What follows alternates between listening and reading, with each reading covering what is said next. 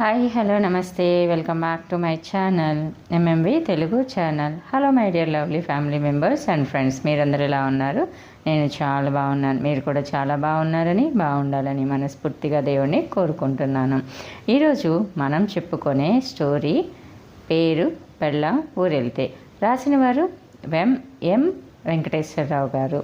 ఇక కథలోకి వెళ్లే ముందు నాదో చిన్న విజ్ఞప్తి. మీరు కనుక నా ఛానల్ని ఫస్ట్ టైం చూస్తున్నారా, లేదు చూస్తే ఇంకా సబ్స్క్రైబ్ చేసుకోలేదా, అయితే ఇప్పుడే సబ్స్క్రైబ్ చేసుకోండి. సబ్స్క్రైబ్ బటన్ రెడ్ కలర్లో ఉంటుంది, దాన్ని క్లిక్ చేస్తే బెల్ ఐకాన్ వస్తుంది. దాన్ని క్లిక్ చేసి ఆల్ అనే ఆప్షన్ ఎంచుకుంటే ముందు నేను చెప్పే మరిన్ని ఇంట్రెస్టింగ్ స్టోరీస్ అన్నీ మీకు నోటిఫికేషన్ రూపంలోకి వచ్చేస్తాయి. ఓకేనా? కథలోకి వెళ్ళిపోదాం. Ramakrishna physics lecturer. మాతృభాషాభిమానంతో తెలుగు ఎంఏతో ఆగకుండా పోతన భాగవతం, శృంగారం మీద పిహెచ్డి చేస్తున్నాడు. కథలు, కవితలు, అడపాదడప శృంగార కథలు రాస్తుంటాడు. అతని భార్య పేరు శ్రీదేవి. పెళ్లి చూపుల నుండి నేటి వరకు 35 ఏళ్ళు గడిచిన మేడ్ ఫర్ ఈచ్ అదర్లా ఉంటారు వాళ్ళిద్దరూ. ఎవరైనా అడిగితే రామకృష్ణ టక్కున చెప్పే జవాబు వాడని శృంగారం అంటాడు. ఇద్దరి మధ్య ఆ అవగాహన అలాంటిది. ఇద్దరికి శరీరం మీద శ్రద్ధ ఎక్కువే. వాకింగ్, డైటింగ్ చేస్తారు ఇద్దరు. ఇద్దరి మధ్య మాటలు శృంగార ప్లావితాల్లా అలల మీద పిల్ల తెమ్మెరలా దొర్లుతుంటాయి. రామకృష్ణ చిలిపి మాటలు, చేష్టలు భార్యపై ప్రయోగిస్తూ ఉంటాడు. ఆ రోజు రామకృష్ణ మేనమామ ఊరి నుంచి వచ్చి, ఒరై కృష్ణ, ఆటోలో మామిడి పళ్ళ బుట్టలు ఉన్నాయి, పైకి తెద్దాంరా అన్నాడు.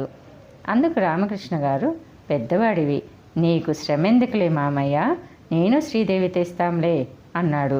బరువుగా ఉన్న పళ్ళ బుట్ట పైకెత్తబోతుంటే గాలికి శ్రీదేవి బయట పక్కకు తప్పుకుంది. నిలబడి చూస్తున్న భర్తతో, నన్ను పైకెత్తమని అలా చూస్తూ నిలబడ్డారేంటి అని అంది. ఏమంటివి అనేసి అన్నాడు అతను. వెంటనే అర్థమై నాలుక కరుచుకొని, చీపాడు, మీ మాటలు నాకు వస్తున్నాయి, పట్టండి అంది శ్రీదేవి. ఇంకేంటి పట్టేది, ద్వయం గాలి పీల్చుకుంటుంటే అనేసి అన్నాడు. అంతే. శ్రీదేవి బయట కప్పుకొని, సిగ్గు లేకపోతే సరే అని వెళ్ళబోతుంటే ఆపి, అలకలీలనే చిగురుబోని కురులు నర్తింప బయ్యద కొంగుతూల బోటి చేనున్న చావర పుచ్చుకొనుచు తేటగీతిలో రాసిన శృంగార పద్యాన్ని అందుకున్నాడు. అందుకు శ్రీదేవి, మీ మామయ్య వింటారు అంది. మన 4th ఫ్లోర్కి నా మాటలు మెట్లెక్కి వెళ్ళలేవులే కానీ పట్టు అన్నాడు రామకృష్ణ. ఇలా భార్య మీద వాచిక, ఆంగిక, క్రియా శృంగారాలతో సరస సామ్రాజ్యాన్ని ఇన్నేళ్లు ఏలాడు. ఈ మధ్య శ్రీదేవి తరచూ శృంగార విరామం ఇస్తుండటంతో రామకృష్ణ విరహంతో అల్లాడిపోతున్నాడు. ఎందుకంటే శ్రీదేవికి 46 సంవత్సరాలకి మేనోపాజ్ వచ్చేస్తే రామకృష్ణకి యాండ్రోపాస్ పొలిమేరల్లోనే ఆగిపోయింది. వంట చేస్తున్న శ్రీదేవిని వెనక్గా వచ్చి వాటేసుకునేసరికి ఉలిక్కి పడ్డది. భర్తను దూరంగా నెట్టి ఇన్నేళ్ళు అలుపు సలుపు లేకుండా అనుభవించింది చాలా. మనమేం చిన్న వయసు వాళ్ళం కాదు, కాస్త వయసుకు తగ్గట్టు ఉండటం నేర్చుకోండి అని అంది. ఇదేమన్నా చాలు అనిపించే ఆటోటోయ్, మనసుంటే చాలు, ఏ వయసులోనైనా ఉరకలేస్తుంది అనేసి అన్నాడు. అవ్వా, ఇవాళ్ళేంటి పొద్దున్నే మొదలెట్టారు, పూజ చేసుకోవాలి, వంట చేయాలి, ముందు ఈ కాఫీ తీసుకొని హాల్లోకి వెళ్ళండి మహాప్రభు అని బయటకు నెట్టింది. అందుకు రామకృష్ణ, నువ్వు ఇలాగే పూజలు పునస్కారాలు అంటుంటే నేను నన్ను ఇష్టపడే వాళ్ళ దగ్గరికి అని అంటూ ఉండగా రామకృష్ణ మాట పూర్తి కాకముందే వేగంగా వచ్చి, మీరా పని చేయలేరు, మీరు కృష్ణుడి రూపంలో ఉన్న శ్రీరాముడు, అప్సరసలు వచ్చి మీ ముందు వస్త్ర సన్యాసం చేసినా మీరు ఈ శ్రీదేవి కొంగుచాటు కృష్ణుడే అంది. ఇలా పస్తులు ఉంచుతుంటే రాముడు కృష్ణుడైపోతాడు, నేను కూడా అనేసి అన్నాడు. ఆపండి, పొద్దున్నే తమరి శృంగార గోళ, బజార్కి వెళ్ళి కూరలు తీసుకురండి అని సంచి తెచ్చి పడేసింది. రామకృష్ణ కాలేజీకి వెళ్ళాక గది చిమ్ముతుంటే కనిపించిన పోస్ట్ కార్డు తీసి చూసింది. నేను 50+, నా భార్యకి మెనోపాజ్ వచ్చింది, నాకు సెక్స్ కోరికలు ఎక్కువ, ఎన్నో ఏళ్ళుగా ఇద్దరి మధ్యనున్న శృంగారం ఇప్పుడు సైలెంట్ మోడ్లోకి వెళ్ళిపోయింది. మరొకరితో అనిపిస్తూ ఉంటుంది, కానీ మనసు అంగీకరించటం లేదు. నా సమస్యకి పరిష్కారం చెప్పండి. వార్తాపత్రికలు సెక్స్ ప్రశ్నలు జవాబులు శీర్షికకు ఉత్తరం రాసి పోస్ట్ చేయడం మర్చిపోయాడు రామకృష్ణ.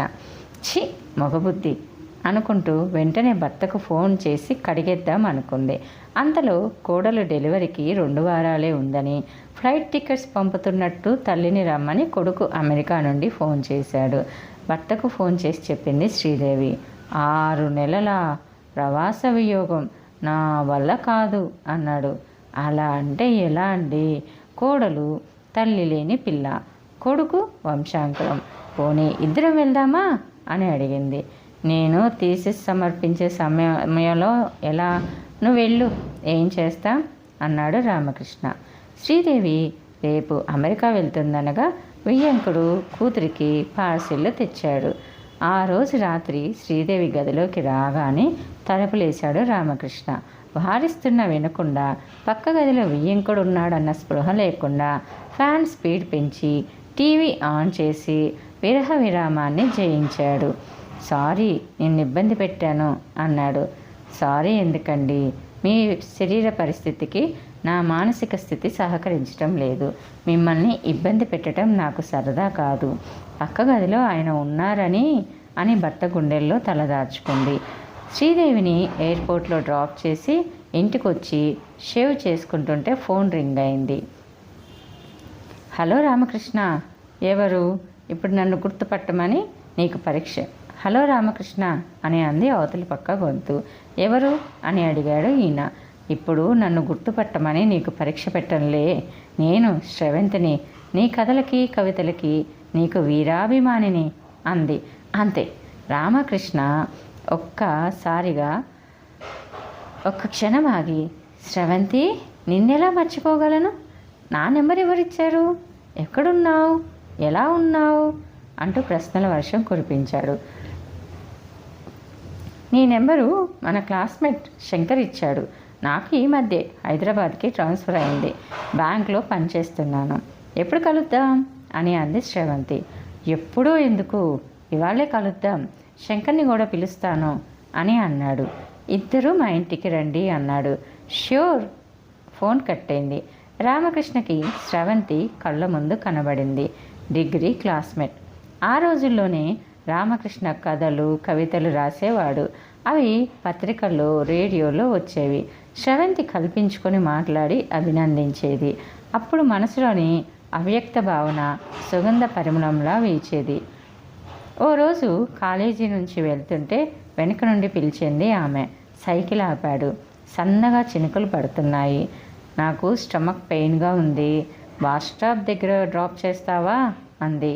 అందుకు రామకృష్ణ, నా సైకిల్కి క్యారియర్ లేదండి అన్నాడు.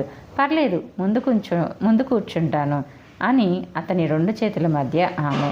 వయసులో ఉన్న ఇద్దరికి చేతులు కాళ్ళు తగులుతుంటే స్పర్శ ఇద్దరికి కొత్తగా అనిపించింది. ఆమెను బస్టాప్లో దింపి ఆమె బస్సు ఎక్కే వరకు ఉండి వెళ్ళాడు. ఆ తర్వాత కాలేజీలో కనిపించినప్పుడల్లా ఇద్దరిలోనూ మధురోహాలు ఉయ్యాలూగేవి. ఫైనల్ ఇయర్లో శ్రవంతి వాళ్ళ నాన్నకి ట్రాన్స్ఫర్ అవడంతో వెళ్ళిపోయింది. ఆ తర్వాత మళ్ళీ ఇదిగో ఇన్నాళ్ళకి. శంకర్ శ్రవంతి వచ్చేసరికి 10 అయింది. ముగ్గురు కాలేజీ జ్ఞాపకాలని నెమరు వేసుకుంటూ ఉద్యోగం, పెళ్ళి, పిల్లలు, వాళ్ళ చదువులు, పెళ్ళిళ్ళ గురించి కబుర్లు చెప్పుకుంటుంటే మధ్యాహ్నం 2 దాటింది. లంచ్ చేస్తుంటే బాబు పుట్టిన 3 ఏళ్లకే భర్త లుకేమియాతో పోయాడని శ్రవంతి చెప్తుంటే రామకృష్ణకి మనసు మెలిపెట్టింది. లంచ్ అయ్యాక శంకర్ వెళ్ళిపోయాడు. సాయంత్రం టీ తాగిన తర్వాత శ్రవంతి బయలుదేరుతుంటే లోపల నుంచి ఓ పాత డైరీ తెచ్చి ఆమెకిచ్చాడు. ఏమిటిది అంది. ఆ రోజు వర్షంలో పొందిన అనుభూతిని, సైకిల్ శ్రవంతి పేరుతో రాసుకున్న కవితలు. నీకే అంకితం అన్నాడు. Thank you. ఇంకా గుర్తున్నానా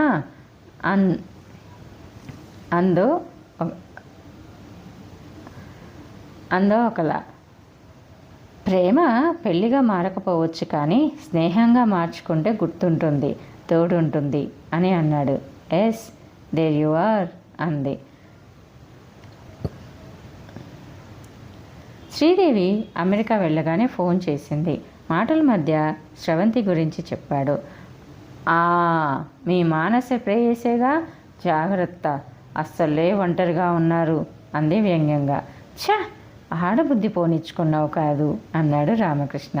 రామకృష్ణ తాతయ్య అయ్యాడు. 6 నెలల ట్రిప్పుని 4 నెలలకు కుదించుకొని 5వ నెల రాగానే వస్తున్నట్టు ఫోన్ చేసి చెప్పింది శ్రీదేవి. అదేమిటోయ్ అని అడిగాడు రామకృష్ణ. మిమ్మల్ని వదిలి ఒంటరిగా ఉండలేకపోతున్నాను అని అంది. నిజంగానా? విరహం సుఖంగా లేదా అని అడిగాడు. లేదు లేదు, విరహం నరకం అంది కోపంగా. ఎయిర్పోర్ట్లో శ్రీదేవిని రిసీవ్ చేసుకొని కారులో వస్తుంటే ఆపకుండా కబుర్లు చెబుతూనే ఉంది. కారు అపార్ట్మెంటు ముందు ఆగకుండా ఓ ఇండిపెండెంట్ ఇంటి ముందు ఆగింది. రామకృష్ణ లగేజీ లోపలికి తీసుకెళ్తుంటే అనుమానంగా, ఎవరిదండి కొత్తిల్లు, చాలా బాగుంది అని అంది శ్రీదేవి. లోపలికి రా ముందు అన్నాడు రామకృష్ణ. ఇంటి ముందు చిన్న గార్డెన్, పెద్ద హాలు, ఇంటీరియర్స్, ఏసీ బెడ్రూమ్లు, మాడ్యులర్ కిచెన్ చూస్తూ పెళ్ళైన నాటి నుండి తాను తన భర్త కలలు కన్న ఇల్లు కళ్ళ ముందే కనిపిస్తుంటే కలో నిజమో అర్థం కాలేదు శ్రీదేవికి. ఎలా ఉంది ఇల్లు అని అన్నాడు. నమ్మలేకపోతున్నాను అంది శ్రీదేవి. నువ్వు అమెరికా వెళ్ళాక ఒంటరిగా ఎలా గడపాలో నాకు అర్థం కాలేదు, కానీ స్రవంతి ఒంటరితనమే తెలియకుండా చేసింది అన్నాడు. అదేంటి? అనుమానంగా చూసింది. అలా చూడకు, నా శీలాన్ని శంకిస్తున్నట్టుంది. శంకర్ వాళ్ళ బంధువులు ఈ ఇల్లు అమ్ముతుంటే నాకు చెప్పాడు. ఆ సమయంలో స్రవంతి వచ్చింది. స్రవంతి బ్యాంక్ లోన్ ఏర్పాటు చేసింది. ఆ పాత ఇంటిని ఇలా మార్చాం. మన ఫ్లాట్ అమ్మేశాను. సస్పెన్స్గా నీకు చూపించాలని ఇన్నాళ్ళు నీకు చెప్పలేదు అన్నాడు రామకృష్ణ. మీరింత నిజాయితీగా చెప్తుంటే సిగ్గుతో చచ్చిపోవాలనిపిస్తుంది. మీరు స్రవంతి గురించి చెప్తుంటే నాకు తెలియకుండానే నాలో పొసెసివ్నెస్ వచ్చేసింది. మన మధ్య 3వ మనిషి ప్రవేశించినట్టు అనుమానభూతం పెరగసాగింది. తిండి తినలేక, నిద్రపోలేక అనుభవించిన మానసిక క్షోభ మాటల్లో చెప్పలేను అని అంది శ్రీదేవి చెమ్మగిల్లిన కళ్ళతో. లాలనగా దగ్గరకు తీసుకొని, చూడు, అందరి ఆడవాళ్ళల్లో ఈ వయసులో తలెత్తే సమస్యలే ఇవి. మెనోపాజ్ వలనో, అందం తగ్గిపోతుందనో, వృద్ధాప్యం వస్తుందనో, అనారోగ్యమో, ఇలా ఎన్నో కారణాలు శృంగార జీవితానికి బ్రేకులు వేస్తాయి. భర్త మరొకరికి ఆకర్షితుడవుతాడనే భయం కూడా ఉంటుంది. కానీ మగాళ్ళంతా ఒకేలా ఉండరు. నా భార్య ఎంత పవిత్రంగా ఉండాలని కోరుకుంటానో ఆమె ముందు నేను శీలవంతుడిగా ఉండాలనే కోరుకుంటాను. స్రవంతి గురించి చెప్పినప్పుడు మానస ప్రేయసి అన్నావు. అది పెళ్ళికి ముందు. అసలు పెళ్ళికి ముందు నేనే కాదు, ప్రతి వారు తెలుసో తెలియకో ఎవరో ఒకరిని ఇష్టపడతారు. ఇన్ఫాక్చుయేషన్. నీ జీవితంలో అలా జరగలేదని ధైర్యంగా చెప్పుకోగలవా? వివాహం అయిన తర్వాత నమ్మకపు పునాదితోనే దాంపత్యం సాగుతుంది. స్రవంతి మీద మానసిక ప్రేమ అలాంటిదే. కానీ నీతో అనుక్షణం గడుపుతున్న జీవితం మరుక్షణానికి ఇన్స్పిరేషన్. ఇదే మన వివాహ వ్యవస్థలో ఉన్న గొప్పదనం. పెళ్ళాం ఊరెళ్ళిందని పరాయి పొందు కోసం విలువలు కోల్పోయే వయసు, మనసు నాకు లేవు. సారీ, నీ అనుమానం నాకు అవమానం అన్నాడు రామకృష్ణ నిజాయితీగా. వర్షిస్తున్న కళ్ళతో భర్త ఎదలో ఒదిగిపోతూ, మీరు నా శృంగార బంగారం అంది శ్రీదేవి మురిపంగా. ఇదండి కథ అయిపోయింది. నచ్చితే చిన్న లైక్ ఇవ్వండి. అలానే ఇంకా నా ఛానల్ని సబ్స్క్రైబ్ చేసుకోకుండా ఉంటే ఇప్పుడే సబ్స్క్రైబ్ చేసుకోండి. సబ్స్క్రైబ్ బటన్ రెడ్ కలర్లో ఉంటుంది, దాన్ని క్లిక్ చేస్తే బెల్ ఐకాన్ వస్తుంది. దాన్ని క్లిక్ చేసి ఆల్ అనే ఆప్షన్ని ఎంచుకుంటే ముందు నేను చెప్పే మరిన్ని ఇంట్రెస్టింగ్ స్టోరీస్ అని మీకు నోటిఫికేషన్ రూపంలోకి వచ్చేస్తాయి. ఓకేనా? Thanks for the watching. Bye bye. Take care. See you soon again.